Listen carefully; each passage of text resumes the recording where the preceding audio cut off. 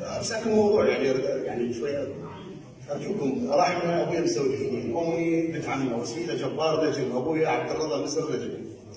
رحمه بنت مرت ابوي، مروتكم ترى ما لها علاقه فيها، ارجوكم ما لها علاقه فيها، والله العظيم ما لها علاقه فيها. تحياتي لحضراتكم، شكرا جزيلا. اريد اعتب على حظي. السلام عليكم.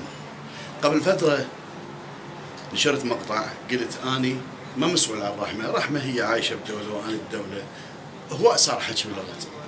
اليوم لهذا الموضوع اريد اخلي حد ادراويكم مفاجاه، بعد من وياي؟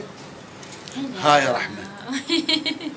زين هذا رحمه حبيبتي اختي وحبيبتي وحياتي. انا اليوم ضيافتها في فندق بابل بمناسبه مهرجان بابل، وان شاء الله كل سنه يا رب تيجي وتحضر حبيبي. ورحمه اختي دمي ولحمي، وتبقى غصبا على اللي يرضى والما يرضى. حبيبي تحياتي لجنابكم.